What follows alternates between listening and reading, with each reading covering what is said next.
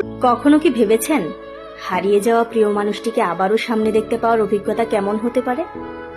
যার চোখে চোখ রেখে কথা বলেছিলেন, যার হাসিতে ভেসে গিয়েছিল আপনার মন, তাকে যদি আবার হুবহু জীবন্ত রূপে পাওয়া যায় তাহলে ঠিক কেমন হতো সেই অনুভূতিটা? হ্যাঁ, এই অসম্ভবকেই সম্ভব করে তুলেছেন কলকাতার এক অনন্য শিল্পী সুবিমল দাস। তার হাতের জাদুতে তৈরি হয় এমন সব সিলিকনের মূর্তি যা প্রথম দেখায় মনে হবে সামনে একজন জীবন্ত মানুষ দাঁড়িয়ে আছেন।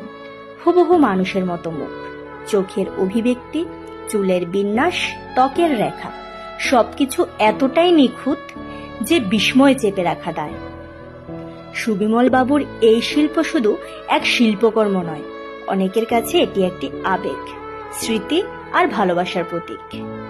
কেউ তার প্রয়াত মাকে ফিরে পেতে এই মূর্তি বানান, কেউ আবার বাবাকে ফিরে পেতে, কেউ তার সন্তানকে, কেউ তার স্ত্রীকে, কেউ বা আবার তার স্বামীকে, কেউ কেউ আবার তাদের আদর্শ বা প্রেরণার মানুষটিকেও চিরস্মরণীয় করে রাখেন এই জীবন্ত শিল্পে। এই শিল্পের পেছনে শুধু নয়নাভিরাম দক্ষতা নয়, রয়েছে গভীর অনুভব এবং মানুষের আবেগ, যা বোঝার এক অনন্য ক্ষমতা মানুষের সকলের মধ্যে থাকে না।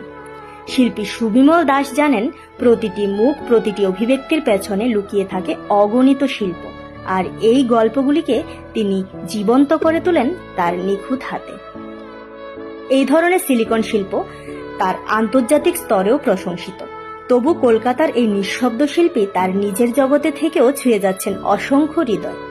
হারিয়ে যাওয়া প্রিয়জনকে যেন নতুনভাবে ফিরিয়ে দিচ্ছেন। সত্যি এই এক নিঃশব্দ ম্যাজিক, হাতের জাদুতে ফিরে আসে ভালোবাসা। আমরা বিগত 2007 সাল থেকে এই কাজ করে যাচ্ছি। আমাদের সবচেয়ে বড় সেটা হচ্ছে সিলিকনের কাজটা। সিলিকনের এই যে উৎপত্তি বা সিলিকন কিভাবে করব সেটা আমরা স্টার্টিং করি 2013 সালে। আমরা এখন এই যে ইমোশনাল, সে কারোর বাবা, কারোর মা, কারোর ভাই, কারোর বোন, কারোর খুব আত্মীয়, তাদেরকে এই আমরা স্কাল্পচার ফর্মে ওনাদের কাছে ফিরিয়ে দিতে পেরে খুবই ফিলিংসটা অনেক আগের থেকে অনেক বেটার হয়েছে।